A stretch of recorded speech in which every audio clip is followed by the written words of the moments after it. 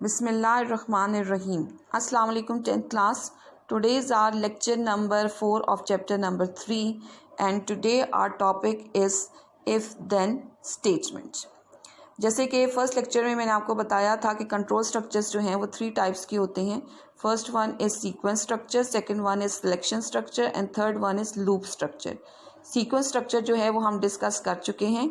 अब उसके बाद जो हमारा सेकंड वन है डैट इज़ सिलेक्शन स्ट्रक्चर. मैंने आपको बताया था कि सिलेक्शन स्ट्रक्चर में जो है वो कंडीशन होती है, दी हुई होती है और उस कंडीशन को देखते हुए जो है वो स्टेटमेंट्स जो हैं वो एग्जीक्यूट होती हैं. यानी कि अगर कंडीशन ट्रू है तो फिर कौन सी स्टेटमेंट जो है वो एग्जीक्यूट होगी और अगर फॉल्स होती है तो फिर कौन सी स्टेटमेंट्स जो हैं वो एग्जीक्यूट होंगी. तो सिलेक्शन स्ट्रक्चर में जो है वो 2 किस्म की जो हैं वो स्टेटमेंट्स यूज़ होती हैं. First one is if then statement and the second one is if then else statement. तो आज जो हम डिस्कस करेंगे that is if then statement. तो if then statement in basic language is a decision making statement. कि जो if then statement है ये एक डिसीजन मेकिंग स्टेटमेंट है कि जिसमें जो है वो हम डिसाइड करते हैं कि जो कंडीशन दी गई है अगर वो ट्रू है तो फिर जो है वो कौन से सेट ऑफ स्टेटमेंट्स जो हैं वो एग्जीक्यूट होंगे और अगर फॉल्स होती है तो फिर जो है वो कौन सी सेट ऑफ स्टेटमेंट्स जो हैं वो एग्जीक्यूट होंगे. It is used to execute और स्किप अ स्टेटमेंट और a set of statement by checking a condition. The condition is given as a relational expression. कि जैसे कि जो कंडीशन होती है वो रिलेशनल एक्सप्रेशन की फॉर्म में जो है वो दी गई होती है. यानी कि इसमें जो है वो आपके रिलेशनल जो ऑपरेटर्स हैं वो यूज़ होते हैं जैसे less than, greater than, equals to, not equal to. जैसे कि आप पहले जो हैं वो रिलेशनल ऑपरेटर्स जो हैं वो आप पढ़ चुके हैं सेकंड चैप्टर में. If the condition is true the statement or set of statements after then keyword is executed. अब इफ़ देन स्टेटमेंट में क्या होता है कि अगर कंडीशन ट्रू है तो देन की वर्ड के बाद वाली जो स्टेटमेंट्स हैं वो एग्जीक्यूट हो जाती हैं. लेकिन if the condition is false the statement और a set of statements after then keyword is not executed. लेकिन अगर कंडीशन फॉल्स होती है तो फिर देन जो की वर्ड है, जो रिजर्व वर्ड है, उसके बाद की जो स्टेटमेंट्स हैं वो एग्जीक्यूट नहीं होती है. आई एम अगेन रिपीटिंग कि अगर कंडीशन ट्रू हो तो देन के बाद वाली स्टेटमेंट्स जो हैं वो एग्जीक्यूट होती हैं. लेकिन अगर कंडीशन फॉल्स हो तो देन के बाद वाली स्टेटमेंट्स जो हैं वो एग्जीक्यूट नहीं होती हैं.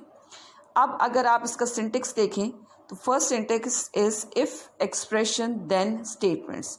यानी इफ़ के बाद जो है वो यहाँ पर एक्सप्रेशन जो है वो कोई भी रिलेशनल एक्सप्रेशन जो है वो आप लिखेंगे अकॉर्डिंग टू द कंडीशन और उसके बाद जो है वो देन का कीवर्ड है और उसके बाद जो है वो आप स्टेटमेंट्स लिखेंगे कि जिन्हें एग्जीक्यूट होना है या नहीं होना. इसके अलावा एक और सिंटेक्स भी जो है वो आप यूज़ जो है उसमें कर सकते हैं. यानी इफ़, उसके बाद जो है एक्सप्रेशन, उसके बाद देन कीवर्ड और उसके बाद जो है वो आप यहाँ पर लाइन नंबर जो है वो मेंशन करेंगे कि इस लाइन नंबर की तरफ जो है वो कंट्रोल जो है वो ट्रांसफ़र होगा अगर कंडीशन ट्रू होती है और अगर कंडीशन फॉल्स होती है तो फिर किस लाइन नंबर की तरफ जो है वो कंट्रोल जो है वो ट्रांसफ़र होता है. बच्चों अब आपके सामने जो है वो इफ़ देन स्टेटमेंट का जो है वो फ्लो चार्ट है और आप अगर इस फ्लो चार्ट को देखें तो यहाँ पर जो है वो डायमंड सिंबल यूज़ हुआ है जिसमें जो है वो कंडीशन जो है वो लिखी जाती है और अगर कंडीशन होती है ट्रू तो फिर कोई भी एक स्टेटमेंट या सेट ऑफ स्टेटमेंट्स जो हैं वो एग्जीक्यूट होंगी. लेकिन अगर कंडीशन फॉल्स होती है तो फिर स्टेटमेंट्स जो हैं वो एग्जीक्यूट नहीं होंगी. ये जो है आपको मज़ीद क्लियर होगा अगर आप एग्ज़ाम्पल को जो है वो देखेंगे. तो एग्ज़ाम्पल है इसकी 10 CLS 20 input enter your marks. यानी जो मार्क्स जो हैं वो आप इसमें एंटर करेंगे और उसके लिए जो वेरिएबल यूज़ हुआ है डैट इज़ मार्क्स. अब लाइन नंबर 30 में जो है वो इफ़ देन स्टेटमेंट जो है वो यूज़ की जा रही है और फर्स्ट जो है वो इफ़ का वर्ड लिखा है और उसके बाद यहाँ पर जो है वो कंडीशन है यानी रिलेशनल एक्सप्रेशन यूज़ हुआ है मार्क्स ग्रेटर देन और इक्वल टू 40. कंडीशन क्या है कि जो मार्क्स आपने एंटर किए हैं वो अगर 40 के बराबर हैं या 40 से ज़्यादा हैं देन का कीवर्ड यूज़ हुआ है तो फिर क्या कौन सी स्टेटमेंट जो है वो एग्जीक्यूट होगी. ये स्टेटमेंट आपके सामने है देन के बाद जिसमें क्वेश्चन मार्क है. क्वेश्चन मार्क आप यहाँ पे लिख सकते हैं या प्रिंट का वर्ड भी जो है वो यूज़ कर सकते हैं। और यहाँ पर जो स्टेटमेंट लिखी है that is congratulations you have passed, यानी कि अगर कंडीशन ट्रू होती है, मार्क्स जो हैं वो आपके 40 के इक्वल हैं या 40 से ग्रेटर हैं, तो फिर आपकी जो है वो स्टेटमेंट जो है वो डिस्प्ले होगी स्क्रीन पर, कॉन्ग्रेचुलेशंस यू हैव पास्ड। लेकिन अगर ये कंडीशन फुलफिल नहीं होती, कंडीशन हो जाती है फॉल्स और आपके मार्क्स हैं 40 से लेस, तो फिर जो है वो आपका प्रोग्राम जो है वो टर्मिनेट हो जाएगा बग़ैर कोई स्क्रीन पर जो है वो स्टेटमेंट को डिस्प्ले किए बग़ैर। अब नेक्स्ट एक और एग्जांपल है, that is 10 CLS, input enter a number, और नंबर के लिए जो वेरिएबल यूज़ किया डैट इज़ n। अब प्रोग्राम क्या है कि आपने एक नंबर जो है वो एंटर करना है और फिर उसका स्क्वायर जो है वो फाइंड आउट करना है।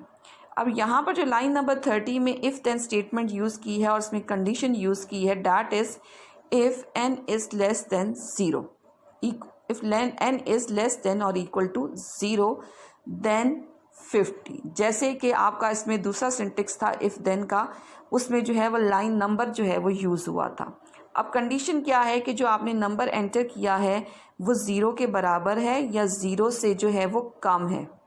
अगर ये कंडीशन जो है वो ट्रू होती है तो कंट्रोल कहाँ ट्रांसफ़र होगा, लाइन नंबर 50 पे, और लाइन नंबर 50 इज़ एंड, यानी कि बग़ैर कुछ स्क्रीन पर डिस्प्ले किए बग़ैर स्क्वायर कैलकुलेट किए और स्क्रीन पर प्रिंट किए बग़ैर प्रोग्राम जो है वो टर्मिनेट हो जाएगा।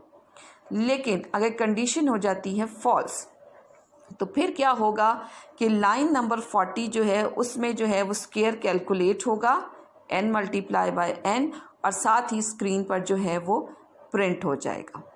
तो इस तरीके से जो है बच्चों वो इफ़ देन स्टेटमेंट जो है वो यूज़ की जाती है कि जिसमें कंडीशन के ऊपर डिपेंड करता है कि स्टेटमेंट एग्जीक्यूट होंगी या नहीं।